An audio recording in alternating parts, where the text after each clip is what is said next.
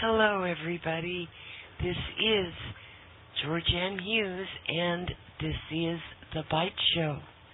And we're really blessed to have our dear Joseph Farrell with us. And Joseph, as most people know, is a meticulous and brilliantly gifted researcher. He's a prolific author.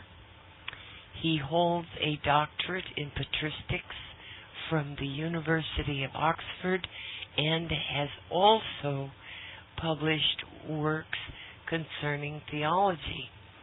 Joseph pursues research on his other loves also, and they include classical music. He is an organist and plays the harpsichord and composes classical music. And he loves physics and alternative history and other strange stuff. So Joseph is quite a gentleman. Hello, Joseph Farrell. Hey, GeorgeAnn. Thanks for having me back. I should correct something. I haven't played pipe organ and harpsichord in so long. I'd probably play in the cracks. Oh, dear. I probably couldn't play chopsticks on either one, but anyway. Well, I've heard some of the things that you play, and my goodness, they're beautiful, Joseph. Well, thank you. Well, I thought we'd talk some about your book, Covert Wars and the Clash of Civilizations. Yeah, I just finished that.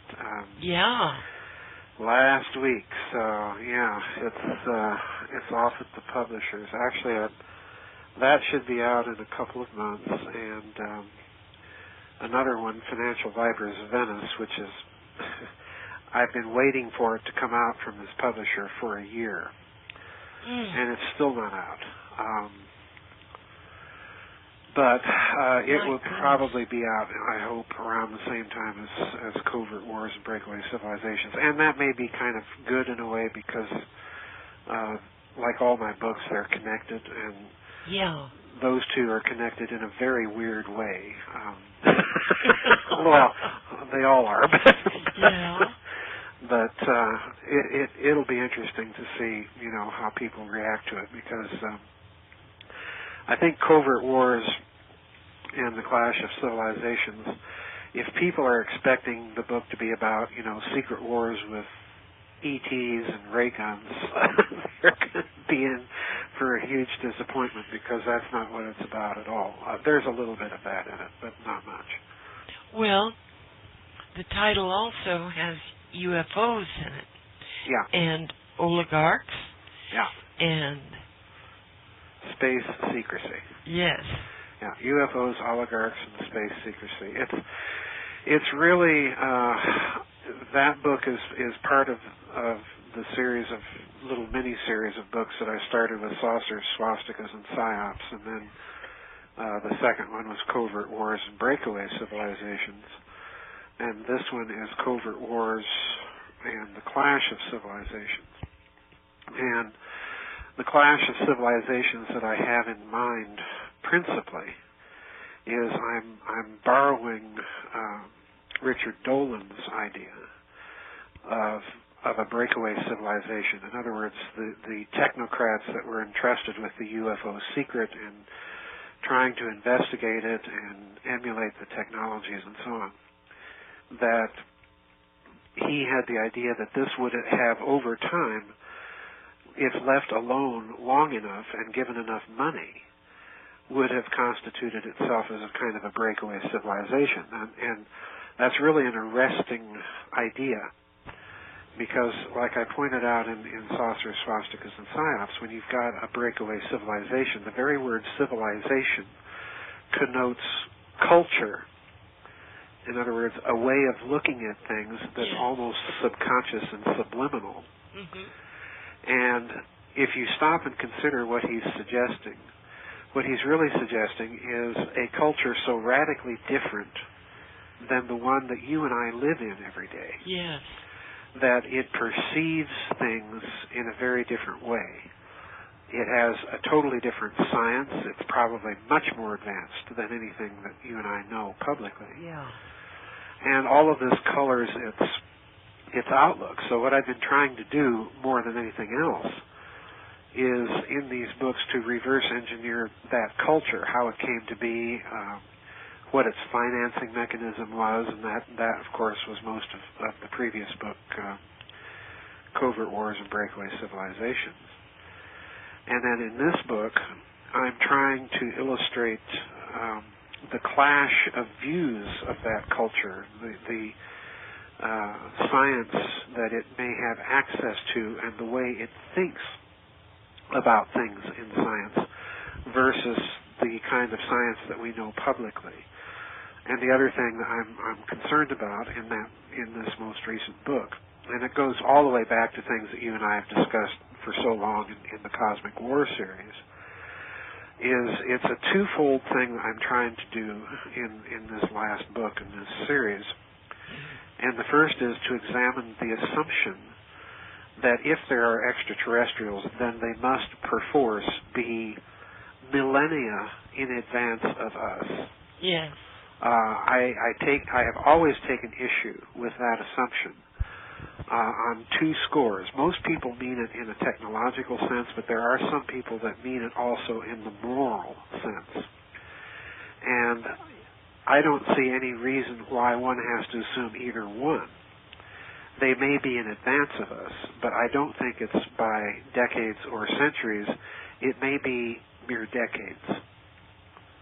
And that's something I examine in this book at great length, because my other concern in this book, GeorgeAnn, is to illustrate the thinking of that breakaway civilization and how they might have perceived the situation that they felt themselves to be in.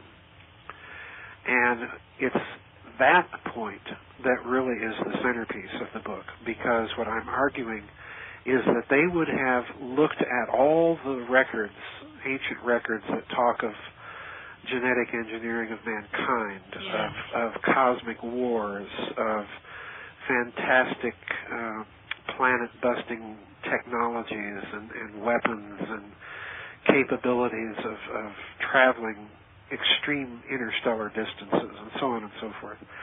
They would have looked at all these texts, and they would have noticed the common thread in all of them was that not only were these ETs presumably having a big hand in the emergence of the human race and human civilization itself, but that also in almost all traditions there is something that I call the Tower of Babel moment of history.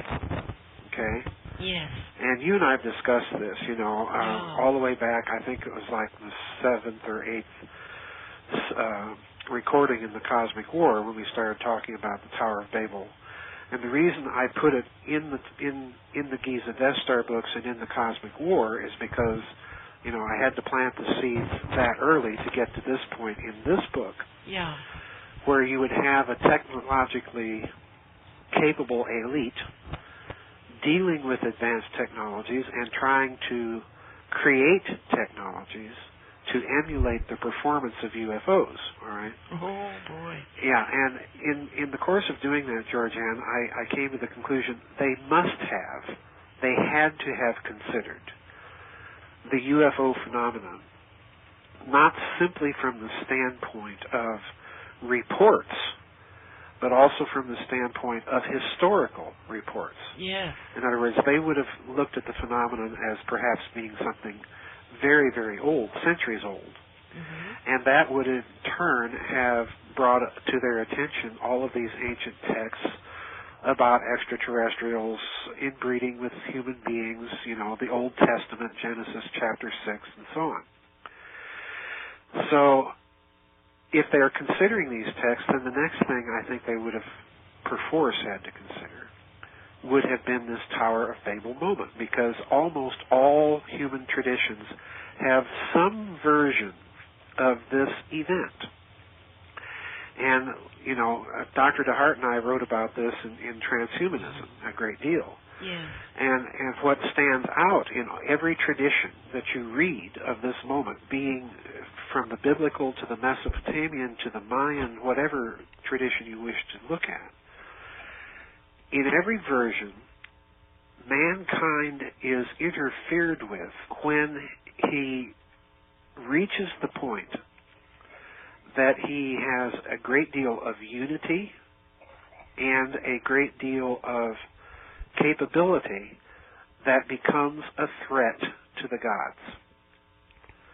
So if we go back and look at the biblical version of the story, most people will recall that in the biblical version, God comes down and scrambles the tongues because, not that so much that humanity is doing something that's sinful, but because we will be able to do whatsoever we imagine to do. That's the reason. Yeah. And in the Mesopotamian text, in the Mayan Popol Vuh, it's also, again, very clear that for whatever reason humanity constitutes some sort of threat to God or the gods, and human unity and technological capability has to be broken. Okay, we've discussed this before. Yeah. Now, let's look at what the UFO phenomenon would have looked like to the technocrats inside of the American national security establishment after the end of World War II. Okay. Now, if you go back to my book, Reich of the Black Sun, SS Brotherhood of the Bell, Secrets of the Unified Field, and all the way up to Roswell and the Reich, there's a reason I'm writing the books in the order I'm writing them. And those books came in that position in the series of books that I've put out for a reason. The reason is, as you and I have discussed before, I don't think Roswell was an extraterrestrial event at all. Right. In fact, if you read Roswell and the Reich carefully, and the documents that every ufologist in the world talks about, what they don't like to point out to you is the fact that those Air Force intelligence collection memoranda and analyses that were circulating in the immediate months after Roswell, their major concern wasn't extraterrestrials. Their major concern was they're looking at something Nazi. Yeah. Okay? So in other words, my take has always been that this would have sent panic through the halls of power in the Pentagon and the intelligence agencies, because simply politically it meant that they were facing the old enemy, and now the old enemy was out there somewhere and they knew not where. And they were continuing to investigate all this technology, okay? So we have to play catch up for that reason. Yeah. The second thing they're confronted with is, of course, the Soviet Union. They have to contain and roll back communism. So the immediate need that they have to develop is to develop reconnaissance methods to find out, number one, where these Nazis are and what they're doing, and number two, what the Russians are up to. So this is the impetus behind the spy satellite, okay? But now notice the third problem here is the UFO. And the reason I spent the time with the Nazis that I spent is because not so much I'm trying to disprove an extraterrestrial source for UFOs, but quite the reverse. And here it comes. Oh, boy. If you go back to the year 1937, when Kenneth Arnold is having his UFO sightings, when the Roswell event occurs and all of this stuff, if you go back to that year and investigate the UFO phenomenon generally, what you'll quickly learn is that 1947 was one of those flap years. In other words, there were so many UFO sightings all over the world that they didn't really know what it was they were dealing with, all right? Now, here comes a key point of information. In the book, in the new book, I point out that the man who is behind, and please pay very close attention to what I'm about to say. This is a crucial point, and it's so crucial that most ufologists overlook it, okay? but it's a crucial point in order to understand the history of what's happening and the culture that's being formed in this breakaway group. With me? Yes. I'm not going to tell you who this man is. I talk about him in Covert Wars and the Clash of Civilizations. There's Murray in the background here. Yes. Wow, wow, wow. He likes your book. No, when he does that, I keep thinking that he's seeing a sexy bird outside. Oh, dear.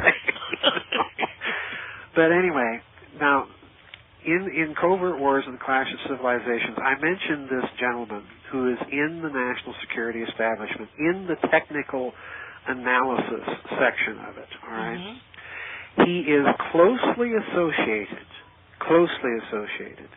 with the German paperclip Nazis, all right? Oh.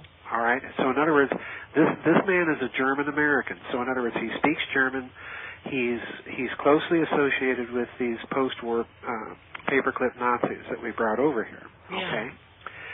He is also in the circle of advisors around U.S. Air Force General Nathan Twining, and of course that name will send immediate alarm bells to anyone familiar with the UFO story, because of course Nathan Twining is the U.S. Air Force General that was sent to New Mexico during the Roswell event. This was the American Air Force General that was the head of the Air Technical Intelligence Command at Wright-Patterson Field in Dayton, Ohio. In other words, this was the guy. If any debris is recovered at Roswell, this is the guy whose unit is going to analyze it. All right? Okay. And, of course, these two, the gentleman I'm not mentioning the name of, and General Twining, are in turn connected with the head of Air Force Intelligence, a fellow by the name of General Shulgin, Charles Shulgin, and they're in cahoots with a fellow by the name of General Earl Cabell, who, of course, is one of the directors of the CIA, and also the brother of the mayor of Dallas when Kennedy was assassinated, and he was also at one time a director of the CIA. Are we getting the picture? Oh, yeah. This is, these dots have to be connected in a certain order, in a certain way, otherwise you're going to miss the significance of the story. Now, this gentleman who is in the circle of advisors of General Nathan Twining is the man who is probably responsible for drafting the wording of General Twining's post-Roswell intelligence document. And this gentleman is also probably the gentleman who is responsible for drafting the wording of General Shulgin's intelligence collection memorandum that followed the Roswell event. Are you with me? Oh, boy. So in other words, what this gentleman is doing is he's concluding on the basis of his discussions with these paperclip Nazis, the examination of the whole Roswell incident and so on, that what they're looking at is Nazi, insofar as the Roswell incident goes. But here's the curveball. This same gentleman concluded on the basis of the fact that they were confronted with such sheer numbers of UFO reports that not all of them could possibly come from Nazis or Russians or even American secret projects. Wow. Okay? So in other words, I want people to understand one and the same individual is behind more or less my sort of Nazi analysis of Roswell, but the same individual is also behind the subsequent conclusion that, hey, we're dealing with more than merely Nazi black projects or Russian black projects or American black projects. We may be dealing with something genuinely non-terrestrial. Oh, boy. This is the same individual. This is very important for people to understand. So it's not an either-or situation within ufology. And in spite of modern ufology's attempts to make it this way or to waffle on certain historical details, what I'm saying is the Nazi hypothesis of the Roswell incident does not contradict the record. In fact, it is part of the record. And that record also includes these people coming to the conclusion that we may be dealing with something genuinely non-terrestrial. Now, with that in mind, and I hope I'm making sense here. With that in mind, let's put ourselves in the shoes of the emerging national security establishment and the potential they're faced with. Okay? Okay. The first thing that they're going to look at, the first thing that they're going to conclude is, okay, even though UFOs may have been a persistent part of human history going back as far as there's written records, it is also true that this activity begins to spike quantitatively off the charts during and immediately after World War II and never lets up. Okay? Mm-hmm. Now, what happens during World War II that heralds a completely new era? What happens? Oh, boy. After World War II? During and after World War II. Well, what's the new era that we're in? The nuclear. The nuclear era, precisely. Yeah. Now, the interesting thing, as I point out in Covert Wars and Breakaway Civilizations, is that UFOs show an extreme interest in human nuclear activity. Yes. They monitor nuclear sites. They monitor nuclear weapons sites. They turn on and turn off ICBMs and so on and so forth. So in other words, this breakaway civilization would have concluded that whoever is doing this, our nuclear weapons are of concern to them. Yeah. With me so far? Yes. Now, why would nuclear weapons be of concern to someone coming from another world? This is what you've got to ask yourself. Well, maybe we shake the medium. That's part of it, yes. Bingo. Okay. That's part of it. Nuclear weapons have the ability to shock the medium. So in other words, they would have detected nuclear explosions. And I go into this in the new book as to why this is so. Oh, all right? boy. Yeah, oh boy. Now, what this means, GeorgeAnn, is nuclear weapons are also a gateway technology to the manipulation of that medium. In other words, there's something about them that poses a threat. Now, obviously, putting a nuclear weapon on a rocket's not going to be a threat to someone traveling here from the planet Saturn or even further, okay? Yeah.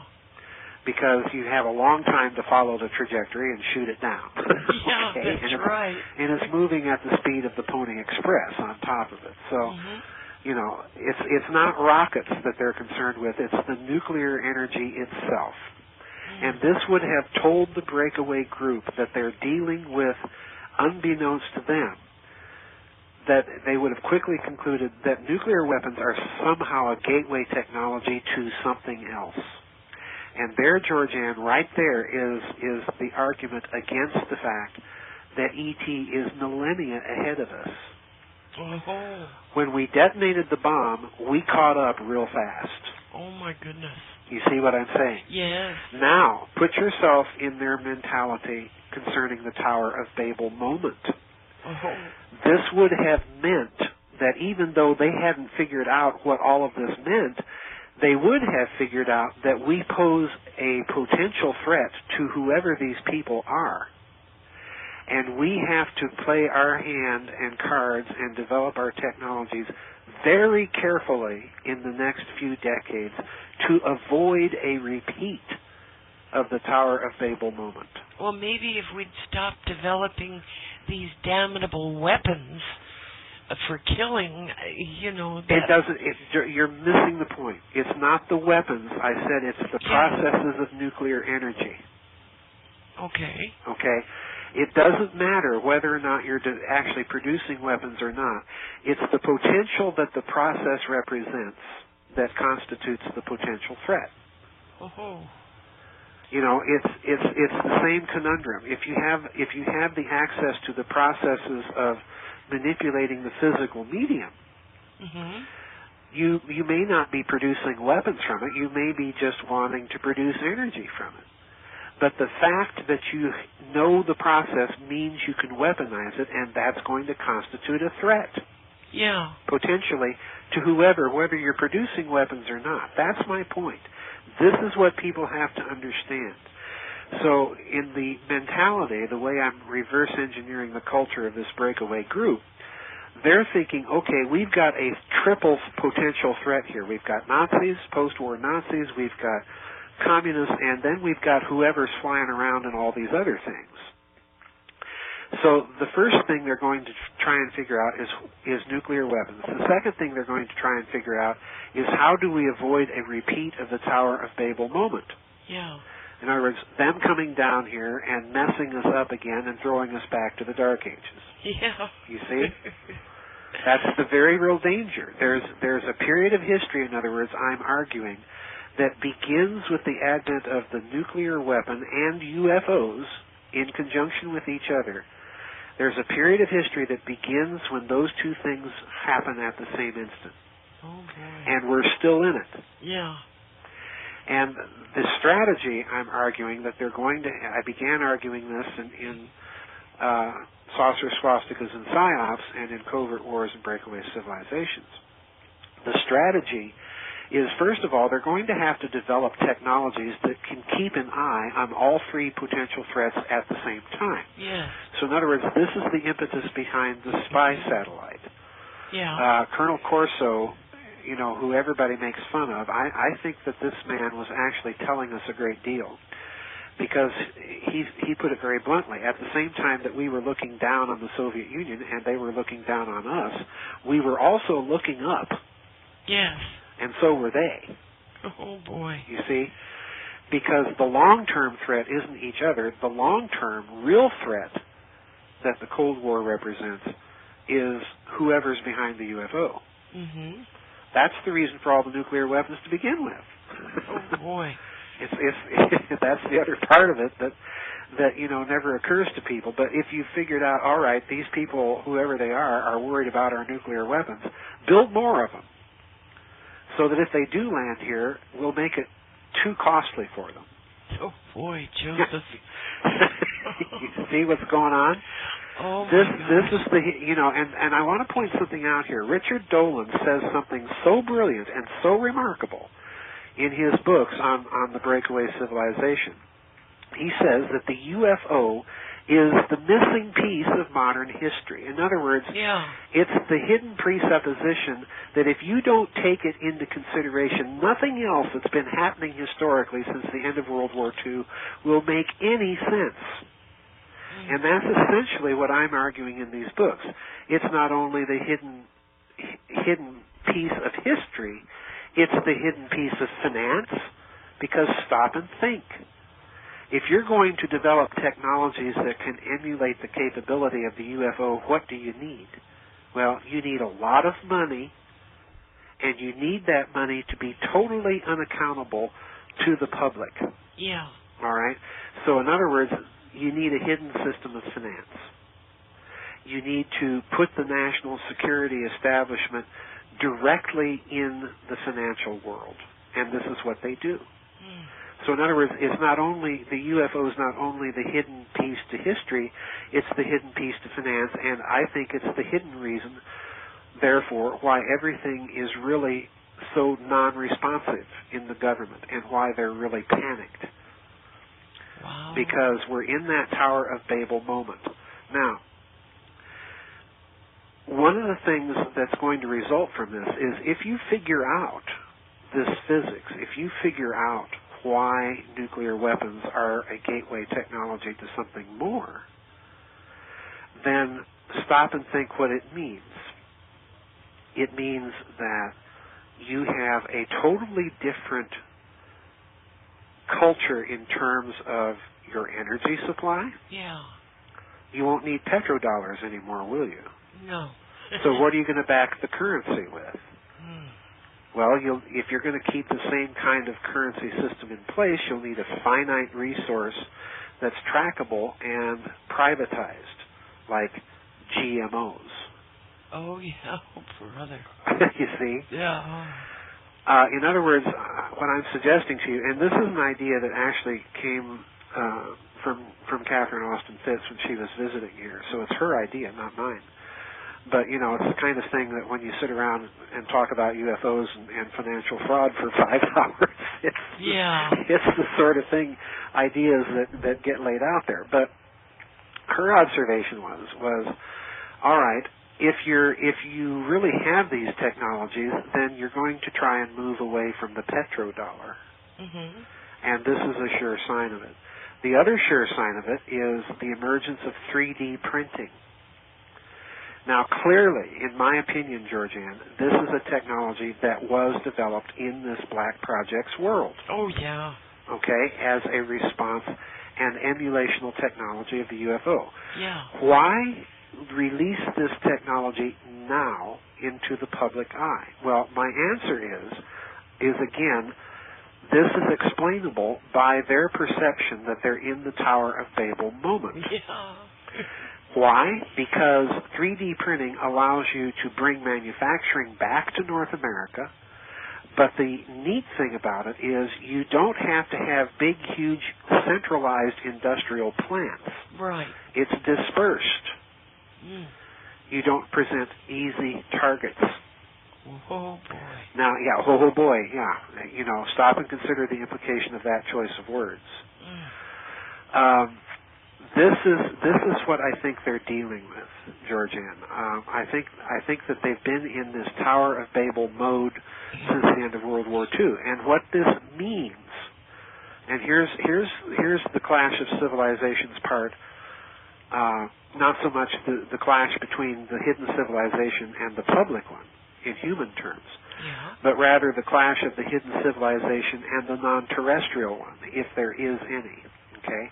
Now, please note something, folks. I'm not saying whether ET really exists or doesn't. What I'm arguing is it's clear from the record that there are people in the national security establishment at that time who are setting up the national security establishment that think they do exist.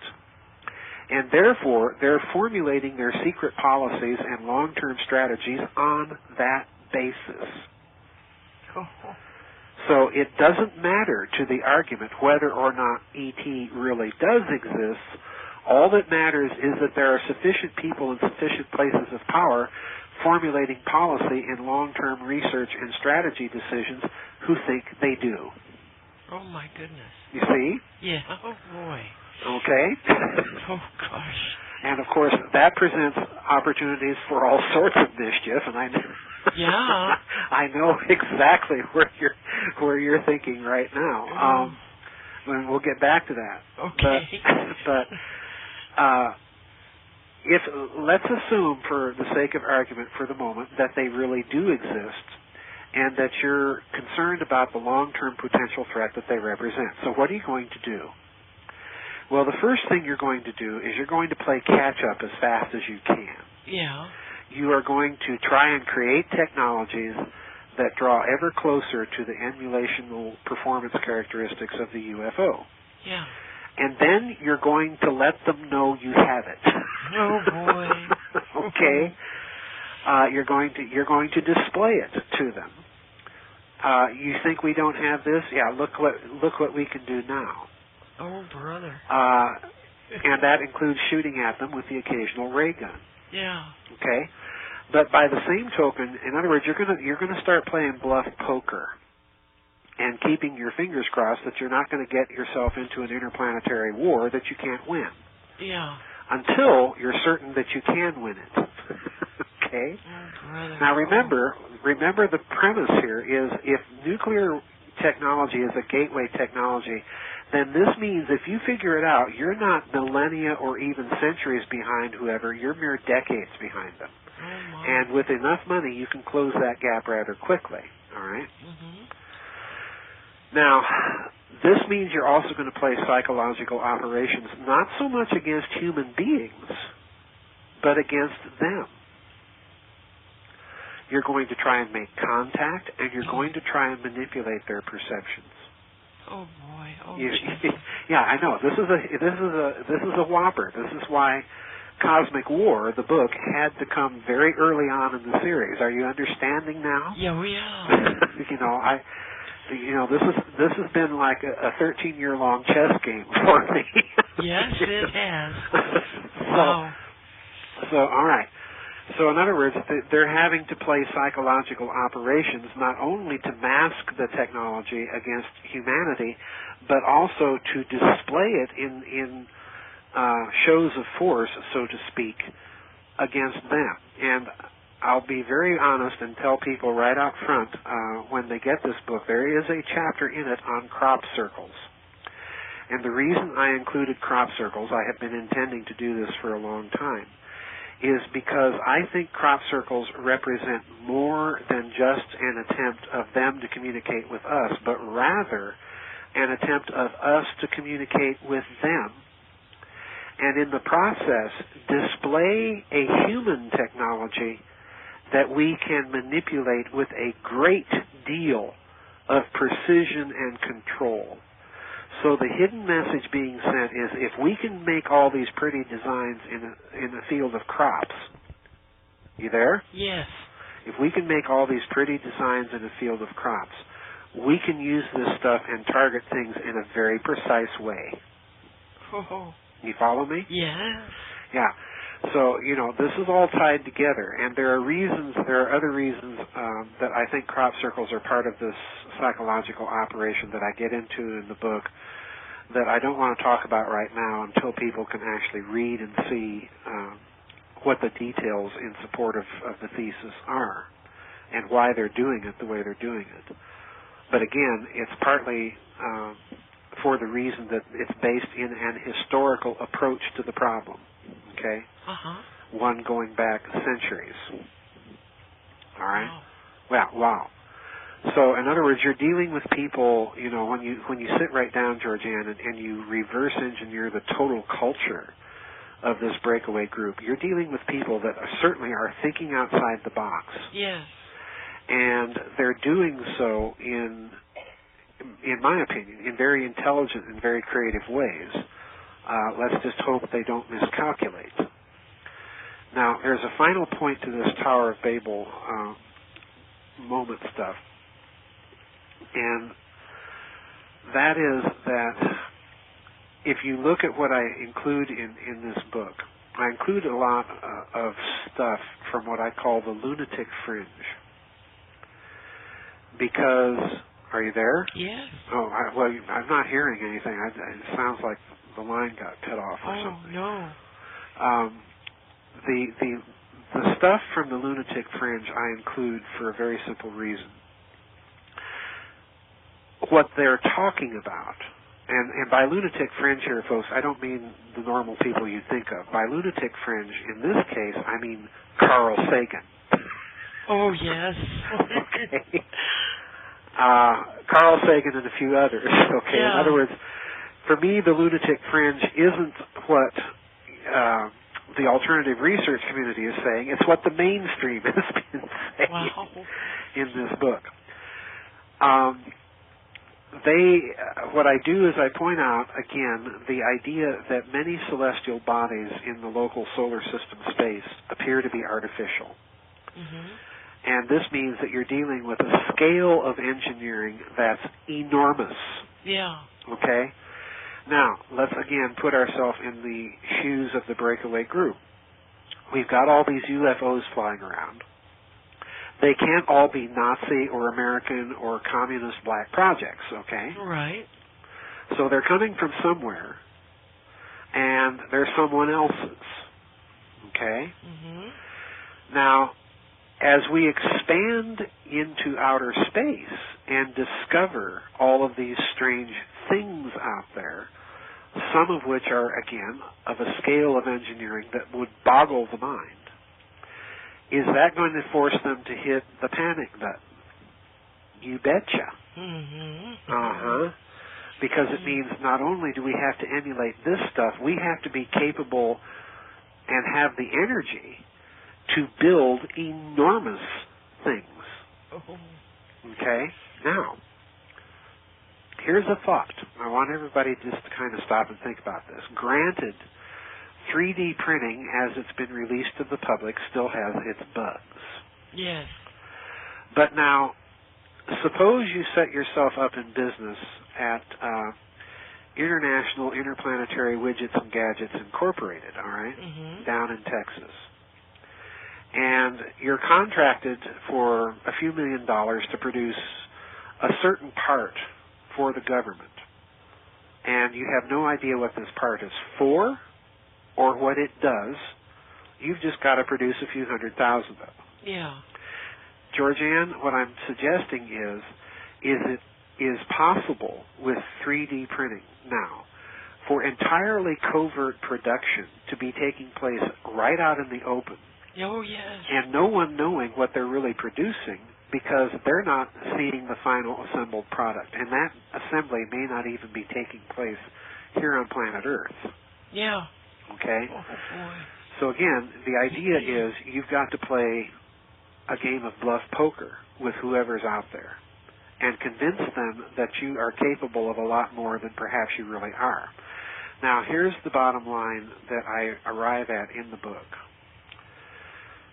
Believe it or not, I conclude in the book that this breakaway group probably has, and this will stun most people, but it probably has technological parity with whoever. I'll say that one more time. Oh. That breakaway group, that very real human group, probably has technological parity with whoever. Oh my gosh, Joseph. Yeah. Oh. The problem is, the reason they're still playing bluff poker, the reason they're still, every now and then shooting the odd ray gun at the odd UFO, is that they do not have production parity with them. With me? Oh my goodness. You see what I'm saying? Yes. So the real problem now isn't the technology, it's the production. Oh. The technology is so vastly expensive and, in my opinion, probably has to be engineered and handcrafted like a Swiss watch. Yeah. That the production is the difficulty. Oh my goodness. And this may account, in my mind, this may account for why 3D printing just came out of nowhere. Nowhere, yeah. And all of a sudden, it's all the rage. We're printing arms, we're printing retinas, we're printing guns, we're printing prosthetic limbs. You name it, they're printing it. Yes. Okay? This may be the reason, ultimately, that this has come out of the woodwork. And I suspect that, again, the UFO is the hidden part of that story. So in other words, it's not technology that they lack parity, it's the production of it. Oh my goodness. It's the old pre-World War I Great Britain versus Germany thing. Germany has the bigger industrial base, but it has to use part of that industrial base in its defense expenditure to produce arms for the army, and therefore it cannot keep up with naval production with Great Britain. And now here's the implicit problem, and I mentioned that analogy with World War I for a very, very good reason, and you have to think about this carefully. If they were in the position, the Germans, of not being able to outproduce the British in terms of capital naval ships, then what did they do? They built them bigger and better and able to absorb a lot more punishment. And the British found that out the hard way at the only major naval battle in World War I at Jutland. British ships are blowing up and German ships are literally so pounded by the British that some of them are coming back to port, but able to do so with their bows underwater. Oh my gosh! Yeah, that's right. Yeah, that's. So in other words, the analogy here is very important for people to understand. I think that in terms of the Tower of Babel moment, hang on, it's okay, Murray. in terms of the Tower of Babel moment, that this is the other consideration these people are dealing with. And I think that if you do what Richard Dolan suggests, and again, he's suggesting a hypothesis, but to me it's a hypothesis that makes a great deal of sense. Yes. That if you re-inject the UFO as the hidden premise, the hidden driver of much politics, of much finance, of much policy, and so on and so forth in the post-war period, a great deal begins to make sense. Wow. Because look what's happening. I've said over and over that the oligarchs, the powers that be, look like they're afraid of something that they're not talking about. Oh, yeah. I think this is a big part of it. Oh. I think this is a big part of it. Joseph, look at Bitcoin. Yes. You can buy cocaine with it, and it cannot be traced. I mean, the transaction. Well, here's the other thing. You know. Here, the financial aspect, I'm glad you mentioned Bitcoin and so on, because there's been all this talk about gold lately. Yeah. All right? Everybody wants their gold back, and the American Federal Reserve doesn't have it. Okay? And now the latest story out on the Internet is, well, it's all going to China, and the Chinese are melting it down and restamping it with their own marks and putting it in the People's Bank of the People's Republic of China. Oh, dear. In other words, they're stealing it. Yeah. Okay, well, this is the latest theme. And, you know, I don't really care if the Chinese are stealing it. I don't care one way or the other. I do think what's really interesting here is I go back to something I argued in Breakaway Civilizations. And that is that gold would be the thing that you would be using if you were on the sly conducting any sort of interplanetary trade. Yeah. Okay, and why? Well, you know, let's look at the scenario of Zecharia Sitchin. We've talked about him before in the Cosmic War series. In Sitchin's scenario, you have a planet that comes careening through the solar system once every 3,160 years. Okay, and of course, I've adamantly insisted from the get-go that this is not a plausible scenario. Because, hang on. Murray, stop it. Sorry. That's okay. Murray's a lonely bird. Well, sometimes he beeps and sometimes he doesn't, you know, and today I guess is his day to beep. But anyway,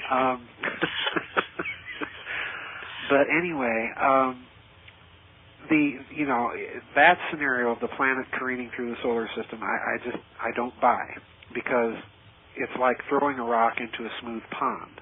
Yeah. The rock is going to produce ripples, okay, and if the planets are bobbers bobbing on the top of the pond, then, you know, the planet coming careening in is going to be like the rock tossed into the pond, and the other planets are going to be the bobbers on the pond. They're going to bounce up and down. Well, this isn't happening.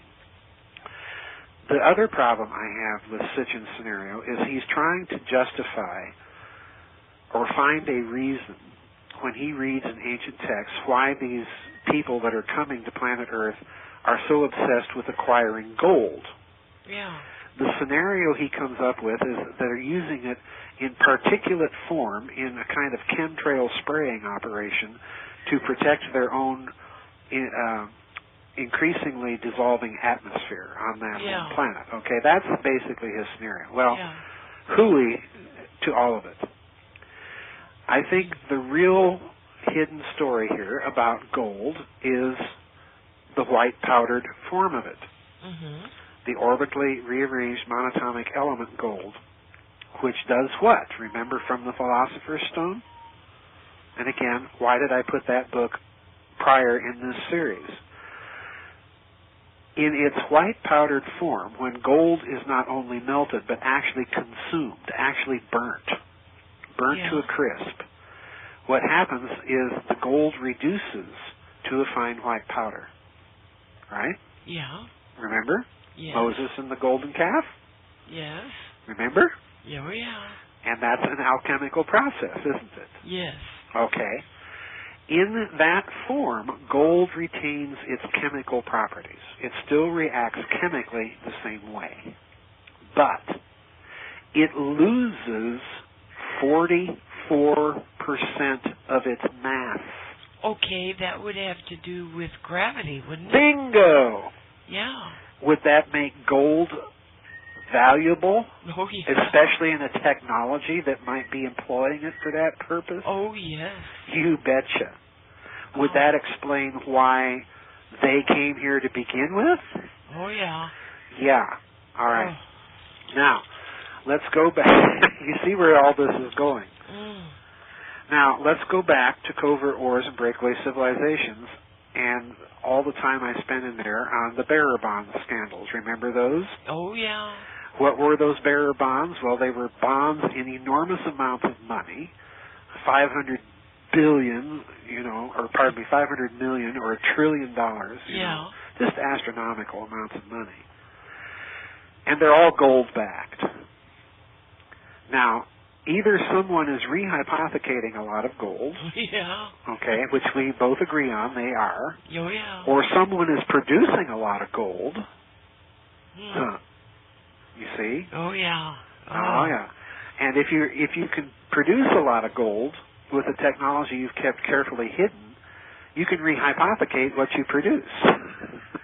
You see? Oh, my gosh. You see? And if it has any sort of value as an anti-gravity property, okay, even if it's only to show you how it works, then it's still valuable. Oh. And you're going to use it.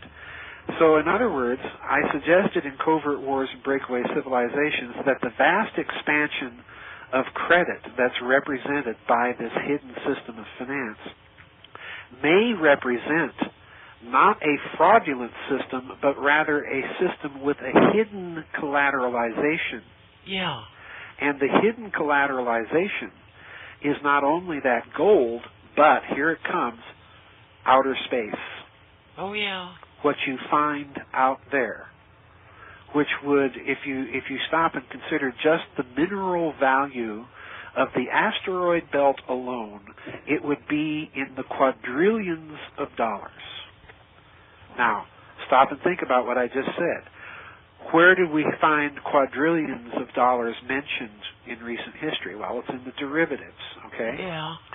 So in other words, I suspect that all of this talk, and I get into this in the book as well, that all of this talk about mining asteroids and so on, that NASA's talking about, and that they're budgeting, they're debating in Congress right now about how much money we're going to give and what are we going to use it to mine asteroids or are we going to go to Mars, okay? Oh, boy.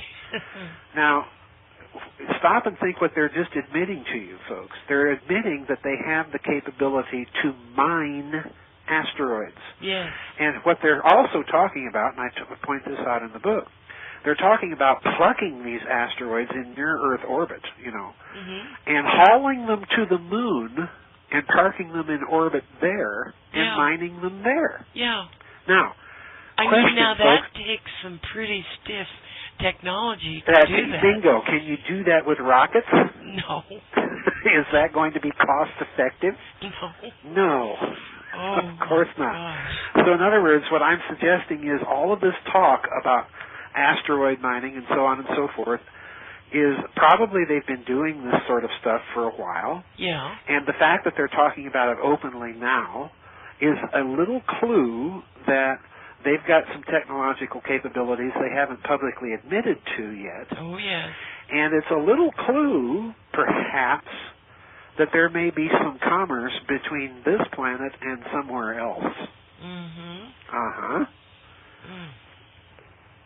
My goodness. Yeah, I know this sounds wackadoodle. No, it doesn't. But my point here is if you read the new book when it comes out, I've tried to restrict myself for the most part to mainstream sources. When I said earlier the lunatic fringe and then said Carl Sagan, I meant it because when you see what these people actually said, without so much as a how do you do, it makes the so-called lunatic fringe that they complain about look rather tame. Right. You know. Right. You have to really stop and consider what they're really admitting when they talk about asteroid mining. Yeah. If they're serious, it's an admission to technological capabilities. It's an admission to there maybe being a permanent human presence on the moon already that we don't know about. Yeah. You know, if you're going to mine things up there, it's kind of a handy thing to have a permanent presence there. Yeah. You know. And for goodness sake, folks, when the Chelyabinsk meteor happened earlier this year, what most people forget is that the Russians came out and said, oh, by the way, we think we need to spend about $2 billion on our own asteroid defense system. Mm-hmm. And when I read the articles, GeorgeAnn, they were talking about, okay, well, we'll destroy these asteroids with a few hundred megatons or other more advanced things. Yeah. And that's exactly the way the Russian article put it. So in other words, they have something up their sleeve that's more advanced than a hydrogen bomb. Oh, brilliant. Yeah. Okay. So, I mean, either they're bluffing or they're not. I suspect they're not. Foritsky. Yes, exactly. Foritsky, duh. Yeah, he's going to throw his lightning bolt. Yes, Thor's going to throw his lightning bolt. Oh exactly. My gosh. So we're still in this Tower of Babel moment, and we're I think approaching the cusp. This is why I keep saying we're at a quantitative and qualitative turn at this juncture in human history like we've never been in before, except maybe during that cosmic war. Wow. Yeah. Oh, Joseph. Yeah. Yikes. Well, yeah. I was thinking, if I was involved, had this dummy corporation set up a front, and I needed 20 million Schwingeldingles, and I went to this corporation and had them farm out to find someone who could make me 20 million Fingeldingles. Yeah, they could do it. Sure, of course. Easily, and put it together here to take elsewhere. Yeah. You could be yes, exactly. You could be participating in a real honest to goodness genuine black project, producing stuff for it without even knowing it. Mm. Because, the nice thing about black projects is they're all compartmentalized. Yeah. Assembly line A produces Fingeldingles, and assembly line B produces widgets and gadgets, and on down the line. Mm-hmm. And it's shipped somewhere else to be assembled. Yeah. That's the way we manufacture right now on this planet, even with simple, everyday, ordinary things like refrigerators or washing machines. Yeah. So, it could be done on a much larger scale and with much more sophisticated technology, but the principle is the same. So, do I think that they might be getting ready for that sort of thing? Yes, I do. I really do. For one thing, just in terms of plain old geopolitics, they've got to bring manufacturing back to North America. Otherwise, their home base of power is considerably weaker, and that means in turn their position is. So, if they're going to hold on to their power, they just simply have to figure out a way to do this. So, the long and short of it, GeorgeAnn, is when you throw the UFO into the mix, it complicates things, obviously. Yeah. But it explains a great many things that are otherwise irrational and inexplicable behavior on the part of these oligarchs. Yeah. Oh, my gosh, Joseph. Yikes. Well, I'm kind of speechless.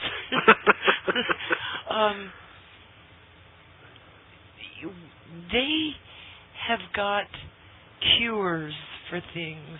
And they are producing this food that is poisoning the current model, the current human model, to death. It's producing different kinds of cancers. Yes. All kinds of ailments. Yes. Connected with this. Yes. Is this part of the depopulation and at the same time part of the kind of grooming the planet for a new species? It could be, but... Because, Joseph, they have created artificial human DNA. Yes, I know. And that can be used, I mean, good grief. You know, there used to be an old joke about man creating man, and God says, yeah, well, go create your own dirt. I mean, we're getting to the point that we can do that.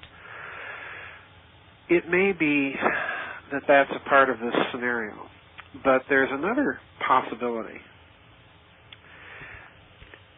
If you're thinking like the Breakaway group, you know, reverse engineering their culture again, their thought process, and if they're looking at these ancient texts in the same way and seeing that, there's a possibility that someone else interbred with us in ancient times, then they're going to conclude the exact same things that I've tried to argue in my books. They're going to conclude that whoever they were, in order for that to happen, there had to have been a genetic compatibility to begin with.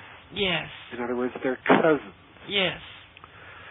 And if that compatibility was further tweaked and engineered so that any offspring could in turn reproduce themselves, then there's always going to be somewhere in the resultant genome a trace of that interbreeding.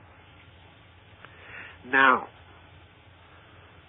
assume for a moment, for the sake of argument, that maybe those people already returned and are already walking around on the street. I think they are. Okay, well, if you have concluded that they may be a threat, then one of the ways you deal with that threat is how? You make them sick. So in other words, GMOs may be a covert attempt, and again, this is high-octane speculation. I have not a shred of evidence for this. But you may be trying to deal with an overpopulation problem, not so much of humanity, but of somebody else that they don't want here. For whatever reason. Now, those reasons may be sound or they may be irrational. We don't know. I do tend to think that the Breakaway group was justified in concluding that the UFO represented a potential threat, if for no other reason than the hostile and provocative actions that many UFOs have taken toward human installations, human institutions, and so on and so forth. In the previous book, I talked about their obsession with our nuclear weapons, and in this book, I talk about other types of hostile or provocative activity. So in other words, that Breakaway group would have considered whoever was behind the UFO phenomenon to be a potential threat, and would have continued to regard it in that fashion until such time as it was able to make some sort of contact and to reassure itself of the bona fides of whoever was behind it. I suspect strongly, GeorgeAnn, that if there was a contact of that sort, a peaceful one, that it would have leaked by now, or at least been, in some sense, admitted. I suspect it's because the reality is we're dealing with something that may be stubbornly hostile to humanity. And that's the historic record. This is why I keep going back to the Tower of Babel moment.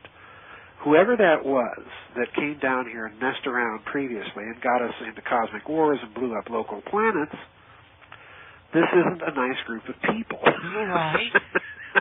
Okay. Right. So I think the decision was taken that, damn the torpedoes, we don't care if it's Yahweh or Lucifer or E.T. or whatever. This time around, we're going to be ready and we're going to defend ourselves. Well, good.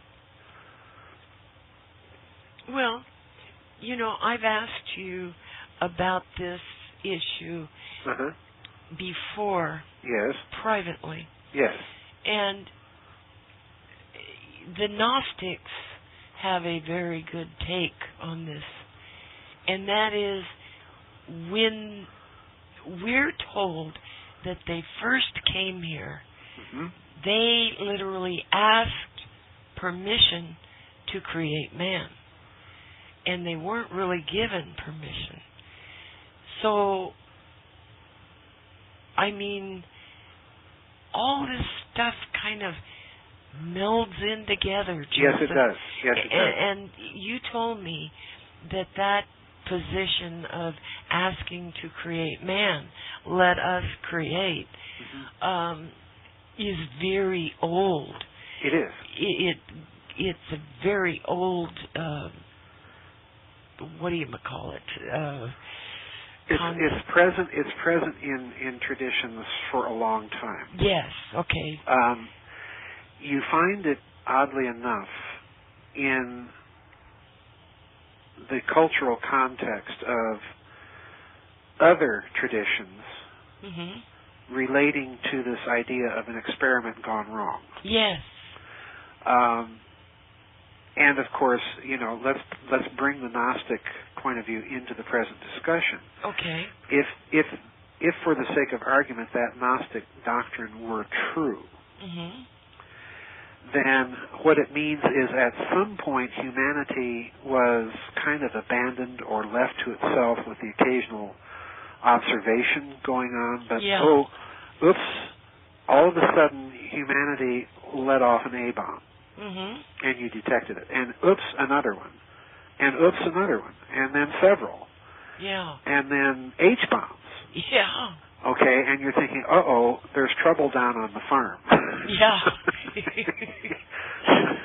The monkeys have the matches.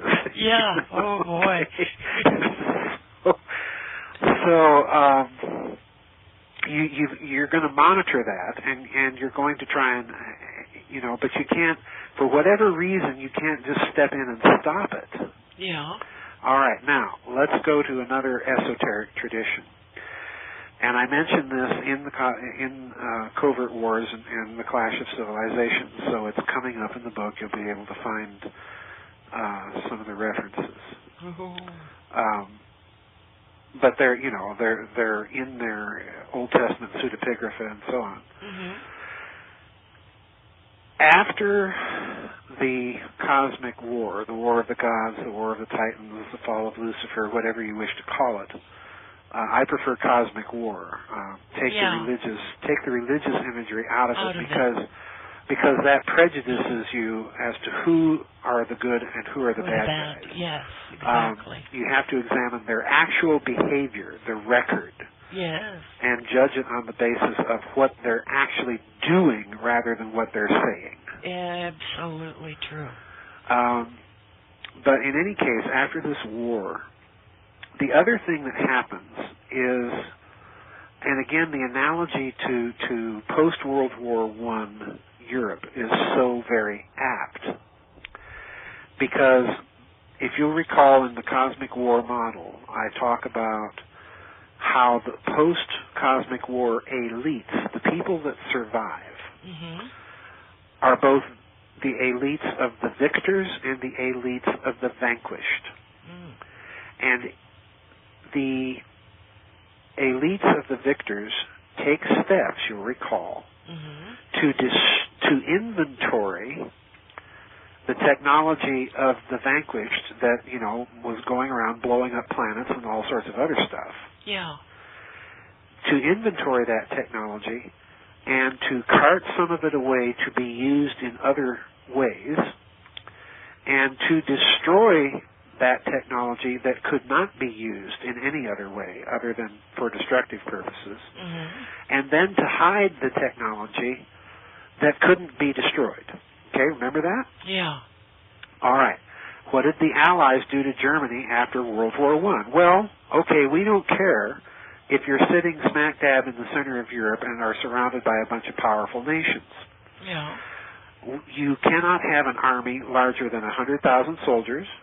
Yeah. You can't make any more nice big Bertha cannon and lob 2-ton shells at us.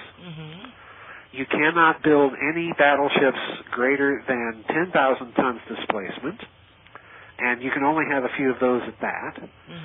You can't have any air force, and you're not allowed to have any tanks. Oh, boy. And on top of that, we're going to create a quarantine zone of all German territory west of the Rhine River.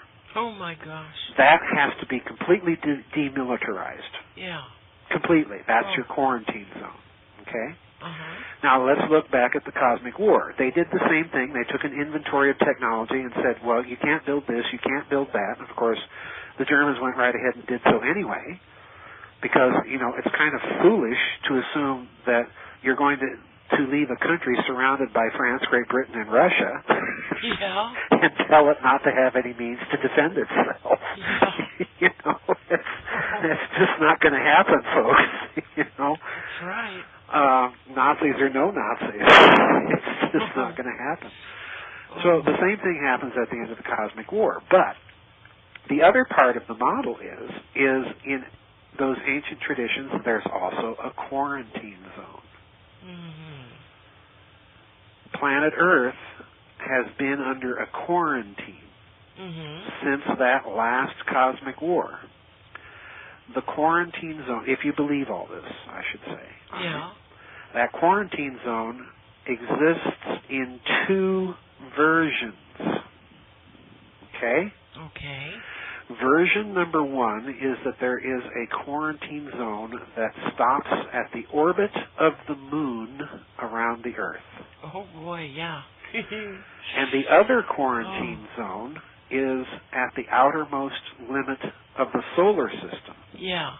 Okay, so in other words, the entire solar system is under quarantine. Wow. All right? Now, let's put ourselves in Breakaway Civilization shoes once again. All right?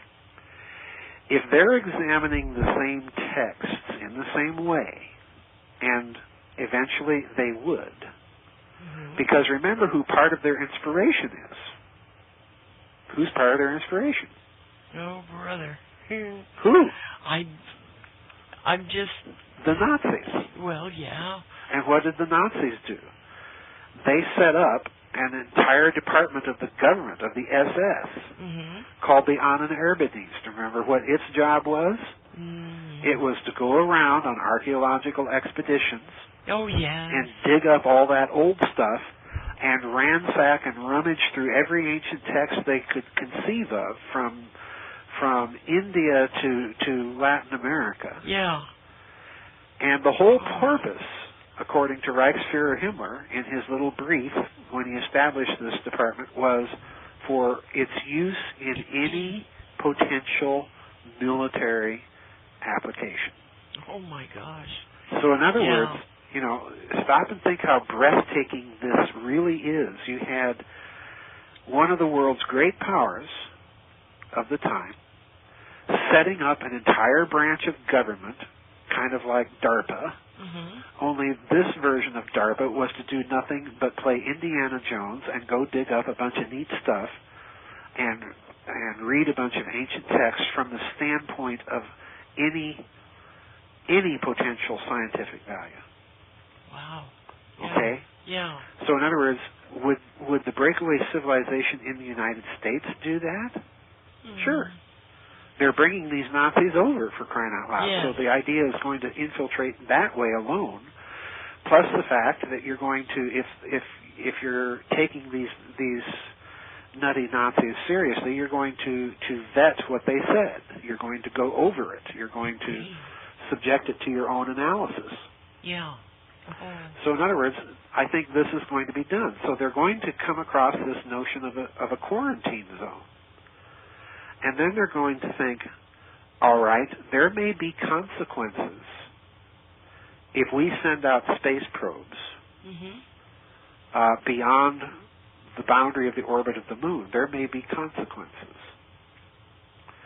If we send things to... And the other point here, GeorgeAnn, is in esoteric lore, what are the planets associated the most with the gods and this war of the gods? Mars. Mars? Yeah. What's Venus? Venus is the morning star. Yeah. And what's that the name of? The bright and morning star. Yeah. Lucifer. Lucifer, yes. Yes. And they Venus, also refer to Jesus as that being too, yes. the morning star. Yes, yeah. And there's another planet. Obviously the moon, but there's a fourth planet, a major fourth planet that plays a big role in human mythology and wars of the gods. Saturn. Now, is this going to inform the Breakaway Civilization's culture as they reach out and explore the planets? Well, oddly enough, if you look at the planets that they have been most interested in exploring, what are they? Mars. And Saturn. And Saturn. And now Venus. And Venus. Yeah. And the moon. Yeah. Gee, isn't that coincidental? Oh, boy. Well, obviously not. It's not a coincidence. Right. What they're telling you when they do this is, we are looking into human records. We're just not talking about it. Right. Okay? And in the process, of course, they're going to be thinking, are we, in the course of doing so, violating the quarantine? And if so, before we do it, here comes the curveball, GeorgeAnn. Before we take that step, that one step for man, a small step for man, one giant leap for mankind. Yeah. You remember that one? Yeah. Before we do that, it would be a really good idea if we had the means to defend ourselves if something happens. Oh, boy. If we touch off some sort of cosmic tripwire. So, I think this is going on in the back of their heads, too. Now, interestingly enough, Voyager, the Voyager spacecraft that we launched years and years and years ago, has now reached the edge of the solar system. And guess what they've encountered? What? There appears to be some sort of barrier out there. Yeah. Way beyond Pluto. Oh, boy. That their science has not accounted for. Okay? So in other words, there's yet another tiny little indicator that there may be some sort of scientific basis to all of these ancient human legends. Yeah. Well, I wouldn't want the people of this planet with their mentality to escape into another solar system. I wouldn't want that, Joseph. Well, I'm less worried about the people on this planet than I am about the people that came here according to the ancient texts. I'm much more worried about them. They were a really bad lot. Yes. We may be related to them, genetically, I don't know. But I'm much more worried about them than I am about us. Now, that doesn't mean I'm not worried about these nuts and Fruit Loops in the Breakaway Civilization. I mean, it's obvious. Let's look at the NSA spying thing, GeorgeAnn. Yeah. This is, I read an article where some German company had computed the or estimated the computing capacity of the NSA. Yeah. And it comes out to be some 5 zettabytes. Do you know what a zettabyte is? It's gigantic. It's 1 billion terabytes. Yeah. 1 billion terabytes. So in other words, 5 zettabytes is 5 billion terabytes of processing power. Yeah. That's enough to library and archive every single human communication for 100 years. Yes. Now, do you need all of that to track terrorists? Heavens, no. No. Do you really need all that even? Suppose they managed to stick an implant right up everybody's nose, okay? Do you need, right now, do you need all that computing power just to track everybody? No. Right. Okay. Do you need all that eavesdropping capability just to blackmail a few worthless senators and congressmen in Congress? Probably. Well, maybe, but do you need all that computing capacity to do your high frequency insider off the books trading? Oh, yeah. Sure, of course you'd use it for all of that, but still, this is all a drop in the computing bucket. Yeah. So my suggestion is all of this computational power may be related, again, to the UFO story somehow, to something taking place off this planet. To something that they have to game out, perhaps. Wow. In their gaming scenarios, taking place off this planet, or close by, or whatever. It may be for tracking our local live next door alien encounter. Yeah. Who knows? Could be. Who knows? Because the interesting thing is they're coupling this eavesdropping capacity to the new technologies for tracking individual DNA without actually having to sample the DNA. In other words, they can now sequence you remotely. Yes. So that's a kind of handy thing to have around if you're worried about who's really human here and who isn't. Well, I in a joking kind of way, Joseph, these X-ray machines that they've got at that TSA was running at the airports. I kept saying, yeah, they're looking for people without bones. Well, there's a huge downside to this because it's the same logic of who's really human and who isn't. Yes. Well, this is the same Nazi logic that we've heard before. Jews are subhumans, Russians are subhumans. Well, on what basis are you saying this? Yeah. So in other words, there's the other part of the hidden UFO story is if any of this is not real, it's the occasion for huge amounts of mischief. Mm-hmm. Because that kind of gaming and computing capacity would allow you to manipulate perceptions in the matrix even more. Oh, yeah. And so much the better if you've got technology that looks like a UFO flying around, Yes. So, like I put it at the beginning of the book, GeorgeAnn, this is a book in which E.T. is the main character, but never appears on stage. Yeah. Oh, boy. That's why it took me so long to write. The man behind the curtain. It's the man behind the curtain. Oh, wow. And it may just be a man behind the curtain. Gee. Or it may be, something that looks like a man but with slightly different DNA. Yeah. Yeah. Well, look at every so often we have census. A census is just an inventory. Yeah, that's quite correct. Yeah. And, I can think, they inventory everything, Joseph. Yeah. Down to cattle, down to goats. Yeah.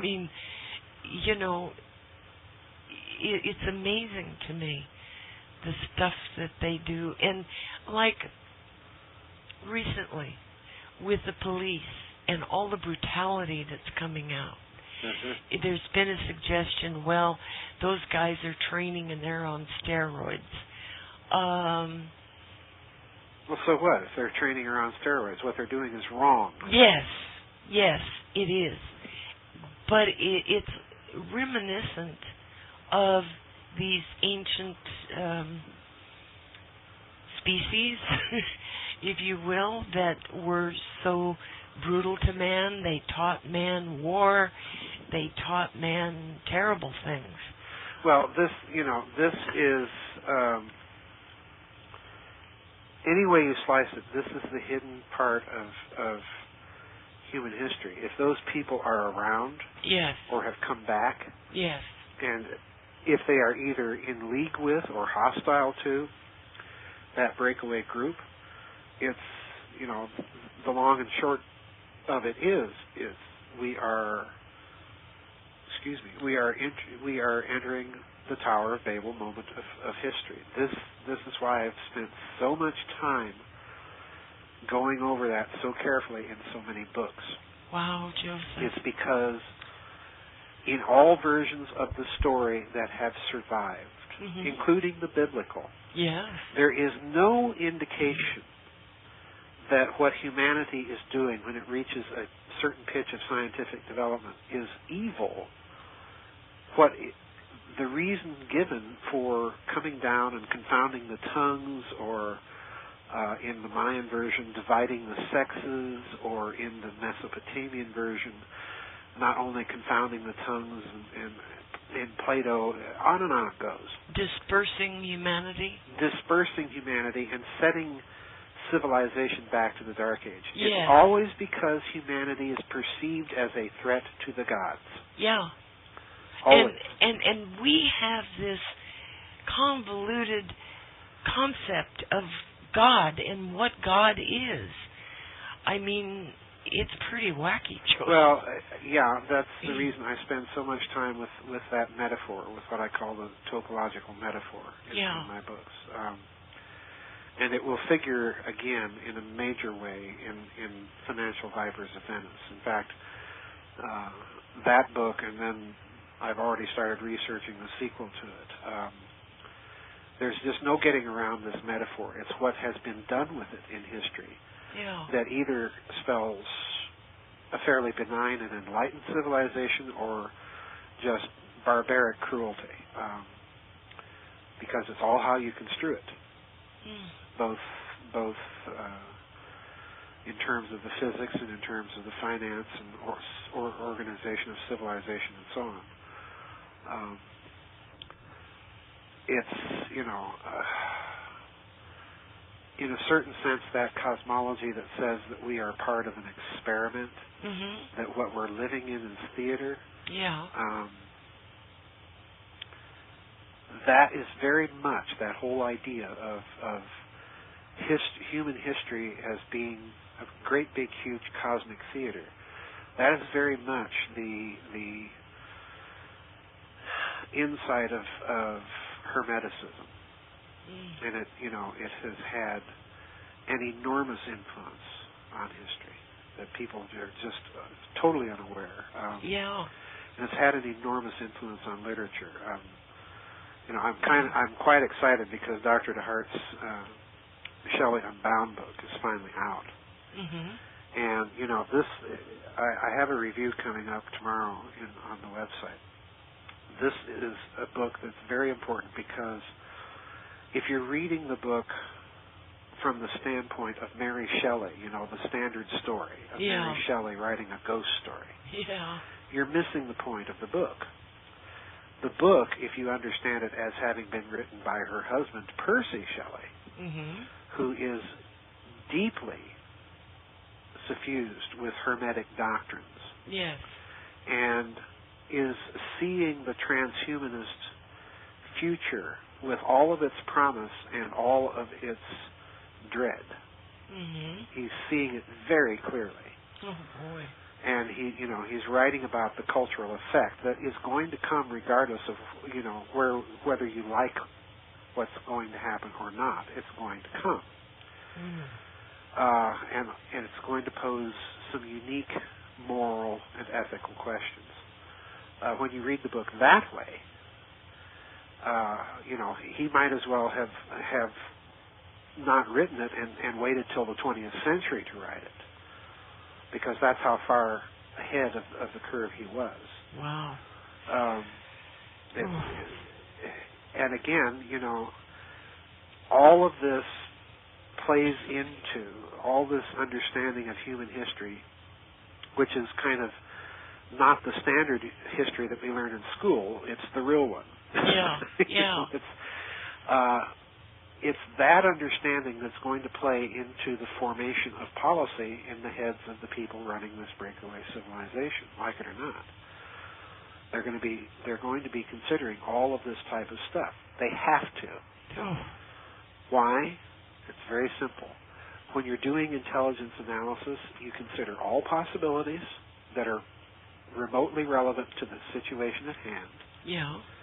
And you consider, as a necessary basis for formulation of a response, you consider the worst case scenario and plan for that. Whoa. And that's what I think they've been doing. They're planning for the worst case. The Tower of Babel. Yeah. Oh, that's brother. the worst case. They're planning for the possibility for a catastrophic, external, intelligently organized intervention. Can I put it any more plainly? Nope. That's spooky. Yeah. That's really spooky. It's very spooky. It's very creepy. Yeah. But it's not beyond the pale. Why? Turn the clock back to the late 1980s. Yeah. And who are the two world leaders that are constantly talking and trying to sort out their differences? Ronald Reagan. And Gorbachev? And Gorbachev. Yeah. All right. And at any point, can you tell me in history, at any point, when the leaders of the United States and the Soviet Union were constantly talking about extraterrestrial threats? Oh, boy. Both of them. Yeah. Not just Reagan. Gorbachev did, too. Yes.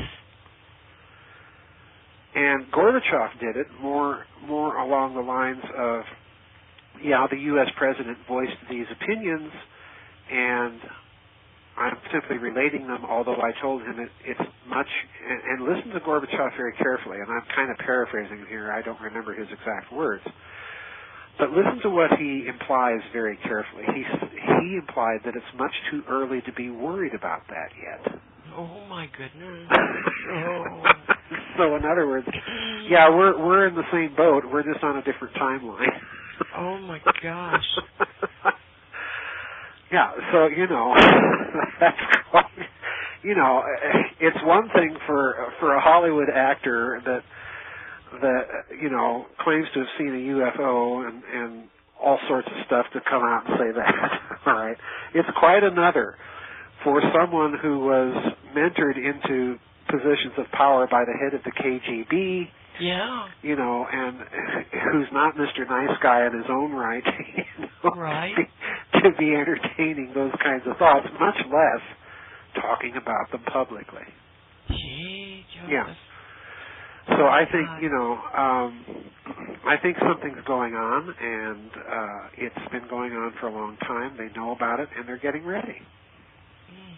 I think that's what all of this is about. Do I have a timetable? No. Do I have any predictions? No. Because the essence of my argument isn't predicting when they're going to make the big disclosure about ET. If you think that's what I'm arguing here, that's not what I'm arguing. Right.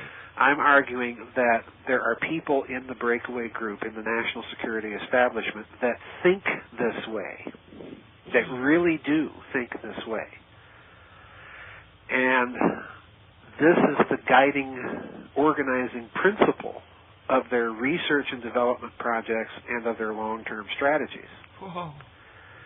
So we're going to see this unfold, but what I'm arguing, GeorgeAnn, and it's very important that people understand this, what I'm really arguing is you're going to see it unfold in a series of disconnected public statements that are limited hangout positions. Like recently NASA's just admitted that one of the purposes of the Curiosity thing is to find Martian microbial life. Yeah. Okay. The other interesting thing that NASA has been doing is I noticed Richard Hoagland on his website posted finally, after a couple of years of total silence, has finally posted a paper. And the paper has some pictures of some very stunning things on Mars. In fact, they were so, you've seen them. They were so stunning, I had to go and look for one of the links myself and see it for myself, and I did, and I saw it. Okay? Gee, I know. And there's just no way you can look at this and think any other thing than either somebody's really good at Photoshop, or if this thing is really up there, someone had to have built it. Yeah, that's right. Okay? There's no, and if someone built it, you can forget about microbes, folks. Yeah. Okay. Oh, brother. Because number one, this thing is just too dang big. And number two, it's too nicely done. Mm-hmm. So you're going to see things like this come out in increasing numbers, but they're going to be little limited hangout positions, and they're going to leave it up to us to connect the dots. Oh boy, Joseph. Unless E.T. comes down and parks a big flying saucer over the White House and blasts it off the map like it did on Independence Day. Oh boy, people cheered. People cheered, yes, I remember. Oh my God. I remember. Yes.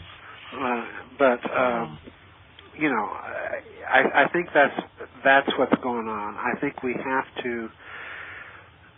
Catherine Fitz put it very well when she was here on a visit, when she said that, as I began to encounter all the fraud in the federal budget, it finally began to dawn that this fraud was there because the entire federal budget is simply for the purpose of the black budget. Yeah. And when she said that, little lights went off, and I said, that explains why there's no responsiveness from the government anymore. Right. There's no concern for the people or reaction, because it's all now having to do with the black budget and for whatever purposes that represents. So again, the hidden story is the UFO. So she's sitting here and she says, and this bothered me when I was making financial investment advice, and Dr. DeHart and I both looked at her kind of curiously. She said, when you're preparing a prospectus for investors, there is in law a thing called material omission. Yes. And if you omit something relevant to a potential investor's decision-making, you have induced, you have fraudulently induced a decision. Right. By means of a material omission. When she said that, there was just silence for several seconds. And we all looked at each other and were thinking the same thing. Because if you're leaving the UFO and the hidden system of finance and all of this out of the picture, as you are making financial predictions and prognostications and so on, that is a material omission. Oh, boy. And everything done under the aegis of that material omission is ipso facto a fraudulent inducement. You see, so in other words, it's even a huge financial story. Yeah. Whether or not E.T. exists, it's a huge financial story. Yeah. You see? That's true. So, I really, these books I'm so captivated by Richard Dolan's idea of a breakaway civilization and all of the massive implications that has. Yeah. That, and for me, the biggest part of the story is precisely this financial story and this psychological operations story, and the idea that from their standpoint, they have to be, in my opinion, entertaining this current phase of human history as a Tower of Babel moment. Oh, my gosh, Joseph. Oh, boy. Yikes. Well, The pictures that you mentioned that Oakland has on his website, either an ancient civilization who are still active left those things, or we left them. Yeah, one of the two. Yeah. One of the two. Yeah.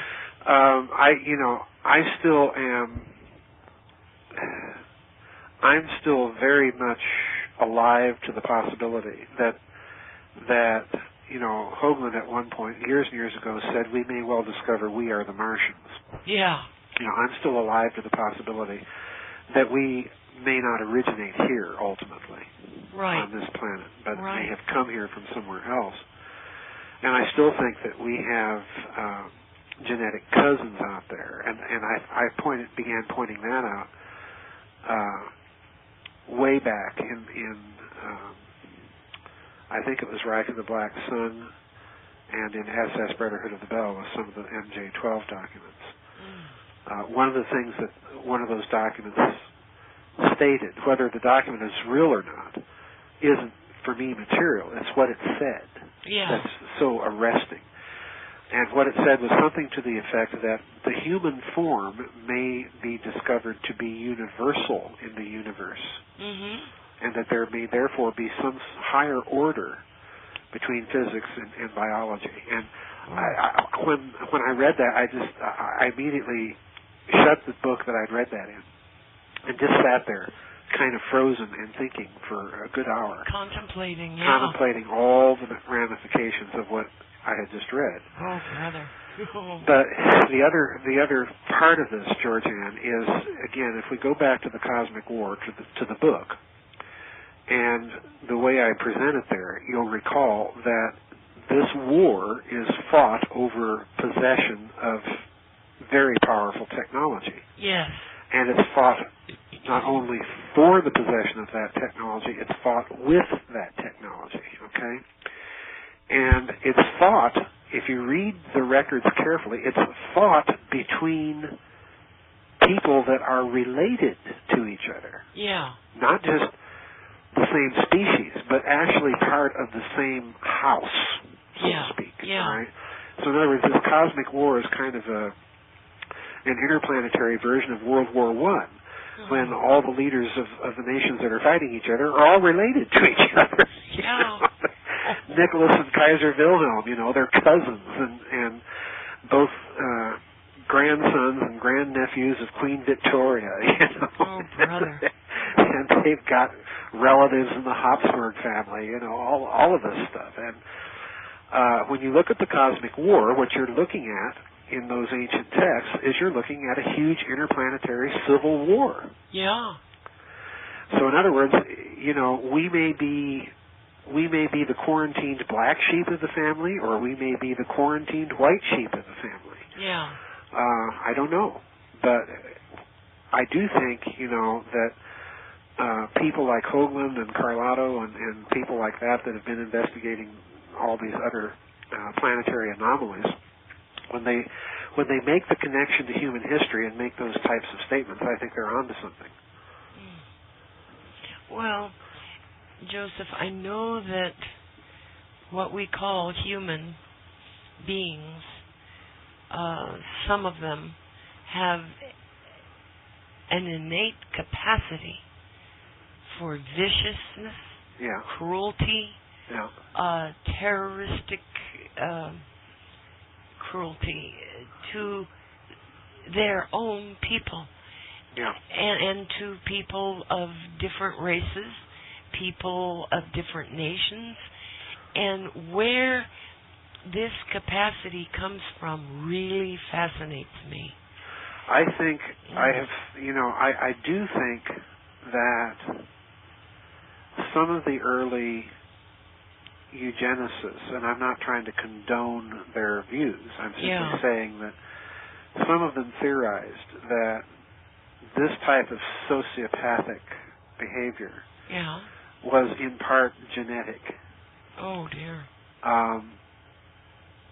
I don't know that I would go that far. I mean, I think you have genetic predispositions to types of behavior that can be either reinforced or damped by the context, by the environment.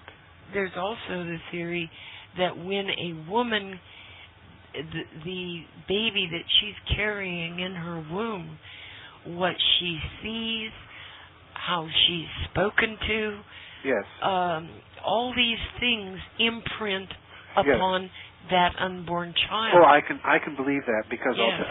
I'll confess to something that will sound very peculiar on your show. I remember things from inside my mother's womb.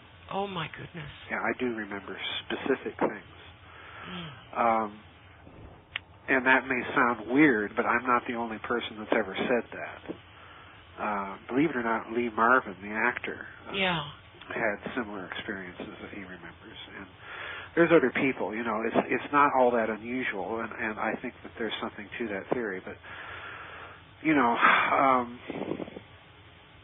ultimately where all this is going to go, I don't know. I'm certainly not here to make any prediction whatsoever about the government coming clean, about the existence of UFOs or extraterrestrials or any of this nonsense, because that's a guessing game like the rapture. Well, goodness, they can't come clean about their own doo-doo. I mean, No, I mean, of course not.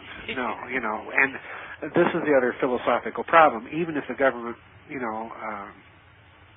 if President Obama were to give a press conference tomorrow and say, I'm here to disclose the fact that, extraterrestrials exist, we've had some minor contact with them, and yada, yada, yada. Well, the first problem that we have to face is who would believe this government? Who would believe Obama? Well, that too. This is the problem. So, regardless of what they say, ETs exist or ETs don't exist, it's the same problem. They're the capital and trust invested in them is at an all-time low, and it's only going to get lower. Yes. So, I'm not here to make any predictions like that one way or the other. On that issue, which is, I think, an issue of huge importance for all of us, because, if it's legitimate, it affects the way we plan our lives, the way we plan our finances, where and how we live, and so on. I think we're left on our own on this one. Wow. Yep. And in a certain sense, I think that's kind of a cosmic irony that's very apt, because it's a cosmic question. Yes. And we each have to make up our own mind about it. Yeah. Oh, my goodness, Joseph. Ooh, this has been very insightful. Well, I hope so. Thanks for having me on. I don't normally talk about books, a couple months before they're out, but I wanted to get these things kind of out there and percolating in people's minds before they picked up the book and read the glittering details. Yeah. Oh, boy.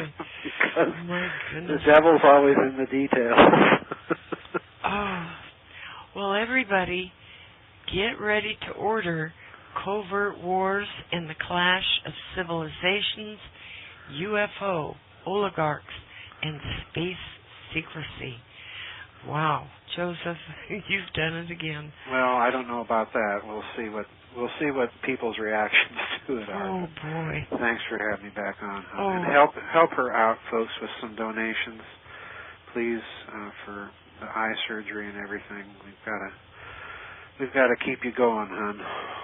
Well, do you know, the other day I was going through some boxes here in the house that I haven't looked in for 5 years. No. Yeah. GeorgeAnn, you have more boxes in your house than that warehouse in Indiana Jones and Raiders of the Lost Ark. I know. And you probably got the Ark in there somewhere. Probably. Because you've seen. Yes, I do. But, Joseph, I found my very first shows that I did. Good. And they're on cassette tape. Oh, my word. And I don't know how to get them on CD. There are actually places that will do that. I imagine closest to you would either be up in Fort Smith or up in Tulsa.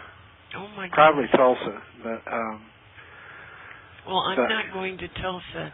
A man was found in his garage. Yes, I heard, by his wife, and he was beheaded. He was all taped up with duct tape and everything. And, they're calling it a suicide. Yeah. Yeah, well... oh, gee. Yeah. Terrible, terrible. Yeah. That's as bad as shooting that beautiful Rottweiler that took place a week ago. Well, I'd say it's a lot worse than that, but... oh, God. Yeah. Well, this book is going to be big, big, big, Joseph. Well, I hope so. And we've got to do a file on the Venice Vipers, too. Oh, well, yeah, I'm good for that. That I just received about a week and a half ago, the edits for that book, and apparently it's at the final formatting before it goes to printing. Yeah. So I'm hoping against hope. I mean, that book has been at the publishers for a year, and I'm hoping against hope. You would think that with all the financial stuff going on right now, that they would push a book like that out. Yes. But no, they have to sit on it. So I've been very disappointed with that. But hopefully it'll be out in a couple of weeks. Not weeks, months. Pardon me. And Covert Wars it's coming out. I imagine, like I say, I just sent that off to the publisher earlier this week. But the other publisher, Adventures Unlimited, that does most of those books, they're very quick about getting things printed.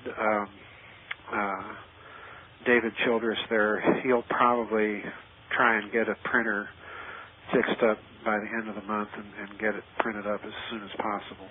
Because I know he's had it in his catalog, so he'll want to get it done soon.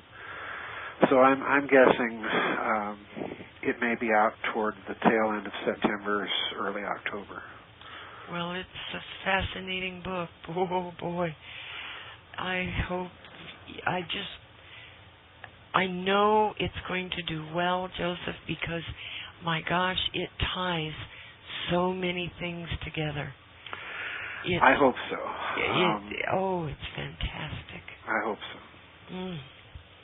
Well, everybody, go to GizaDeathStar.com. Joseph Farrell has a PayPal button there. Please use it and become a member of his very interesting secret form that he's got. You will learn his mother's recipe for cookies. Oh, please.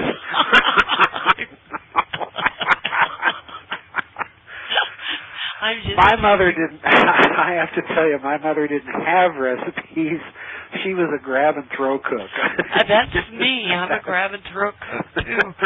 Well, that's the best kind. She was a very good cook, but you couldn't ask her to write down a recipe because she got it from my grandmother Hazlitt, and when you read one of her recipes, she was another grab and throw cook. Oh, dear. It was, take a little bit of this and a pinch of that, and a couple of handfuls of this. Yes.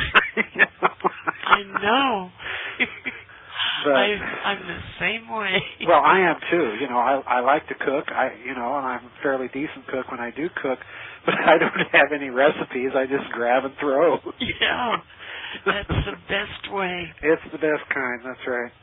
Well, God bless you, Joseph, you too. many, many, many times, and thank you for having me back. Oh, any time. And what I mean is, thank you for the work that you're doing.